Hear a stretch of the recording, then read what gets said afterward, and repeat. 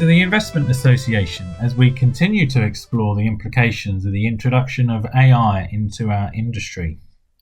In today's episode, the final one in the first series, we are looking at a recent working paper for the Bank of International Settlements. And one of the 5 co-authors of that paper, Merlin Stein, joins me now. Merlin is an AI governance researcher at the University of Oxford. He contributed to the paper, which is BIS Working Paper number 1194, and there's a link to that paper in the description to this episode. It is called Intelligent Financial System, How AI is Transforming Finance, and it was published in June 2024. Merlin, thank you for joining us. Thank you, John, for having me. So firstly, perhaps you could explain how you've got involved with the work of the BIS. I think it's a fascinating paper, a link to which is in the comments to this podcast. But please, how did you get involved and what sort of process did you go through in order to get to the conclusions that you did? Yeah, so the BIS has this current focus on trying to understand the intersection of AI and finance. And they wanted to go beyond the existing research, which focused mostly on generative AI. And we really went through the history of what does AI mean from the basic AIs in the 1960s to then go into kind of traditional analytics and deeper machine learning methods, generative AI, of course. But now, and I think that's the interesting add-on in this paper, is to understand the work on AI agents and what AI agents that are currently created, piloted, what they would mean for the financial sector. And as I think was said in the paper, obviously AI in various guises has been used within asset management industry for many years, many decades, in fact. But generative AI and other types of machine learning have really sort of galvanized the conversation within the industry in recent years.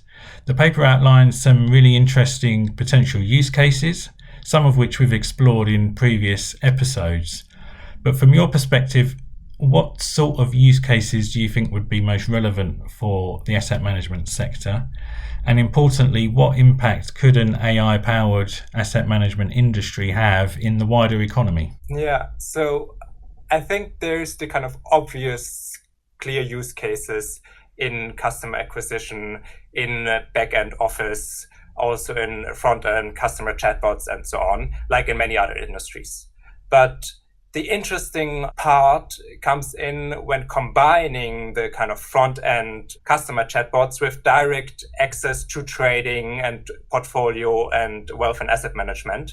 And that can be enabled by so-called general-purpose AI agents that are able to be the kind of friendly chatbot on the front end, but at the same time trigger APIs and trades in the back end. And I think that's something that will then also affect the real economy, as there are new correlated failures, but also new correlated market movements that need to be kept aware of. So I guess there's potential risks in terms of herding with different asset managers all going in a particular direction, for instance.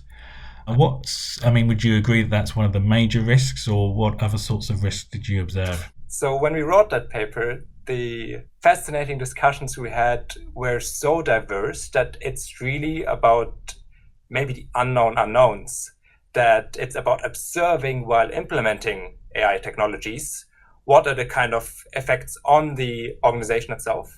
And then, of course, from a regulator side, what are the kind of effects on stability in the economy. And I would say one of the kind of interesting parts that's also in the paper is that when there are small correlated shocks, the financial market has been pretty kind of well organized, keeping, for example, algorithmic trading outside of the effects on the real economy. And it can really smooth these shocks. But when these shocks are getting bigger because of agents being highly correlated, leading to systemic risks or similar, then I think there's something to be understood about kind of new correlations between data sets, between training angles, but also between kind of the operational design domains of agents, where if an agent is general purpose and can't just do one thing, but multiple things, we need to kind of clearly limit and ensure that action pattern. And certainly the Bank of England and other central banks have been looking to address those types of risks that you've identified there. Where do you think, though, international regulators need to take the most urgent action initially, and then perhaps are there sort of more further thinking areas in which action is needed as well? Yeah, so there's been quite a lot of work on understanding the kind of base models, which are often called foundation models or frontier AI or general purpose AI, the sorts of GPT-4 or Gemini models that are then used to build generative AI, but also AI agents. And that's kind of the first step that has already been done by the UK AI Safety Institute and similar. And then the next step is for like asset management specific perspectives to understand and monitor current use cases. And then maybe even take the next step and do some sort of stress testing exercises or similar kind of simulations to understand what a potential future take-up of autonomous AI agents and what that could lead to in terms of new systemic risks. Do you have a view on any of the emerging regulatory frameworks that are happening within the international ecosystem at the moment? There are different approaches being made by certain jurisdictions. What would be your personal take on those? As I said in the beginning, I believe that we're in the world of unknown unknowns, and it's really about observing. And I think that is what is agreed across jurisdictions, no matter whether it's the European Union's new AI office that is currently being built, or in China with the cybersecurity agency there focusing on generative AI and AI agents, or in the US with the executive order, or in the UK. Everyone is trying to gather information to understand. And I think that is the right step at this point in time. The question is, how can that information sharing be made effective and mandatory to really understand what is happening in asset management right now, not just within one's own firm, but also across.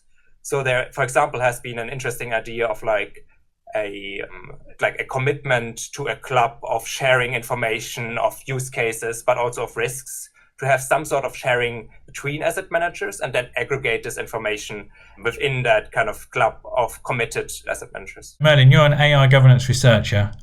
That puts you, I suppose, on the risk side of artificial intelligence.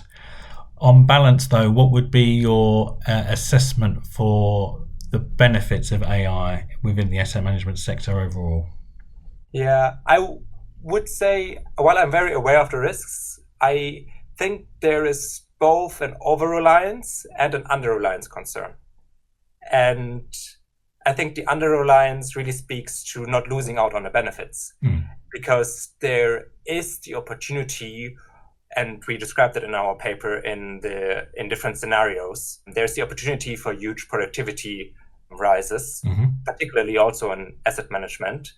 And I think understanding the benefits carefully and weighting in who's capturing the risks of these benefits, realize to be within that kind of perfectly balanced realm between under and over reliance. I think that is really something tricky, but something that everyone can work on together. And in terms of any advice that you would give to asset managers, is there one thing that they should absolutely be doing now? For asset managers, there's an opportunity to integrate AI systems and be publicly speaking about it, to learn together with the community of how these AI systems are well integrated, and be super transparent on that use, and for that learn how to better provide value for customers, but also to address risks better. And one of the opportunities in the space is, for example, joint commitments, like the Lord Mayor's initiative on AI governance. So Merlin, what's next for you? Have you got anything else planned with the BIS, or what else is happening? What else exciting is happening within AI governance? There's an exciting opportunity in terms of a new ecosystem on systemic safety that is currently built, and the UK AI Safety Institute is creating a new funding program on basically making systems like the financial systems safe to new AI capabilities. And that kind of resilience building, I think that's something really to look out for. And I'm very curious to see more work in that area. Merlin, really appreciate your time for coming on the podcast today. Thank you very much, and best of luck for the future. Thank you so much, John. Thanks, Merlin, and to you for listening. Our next episode will mark the start of Series 2, so do look out for that as we enter into a new era for AI in investment management.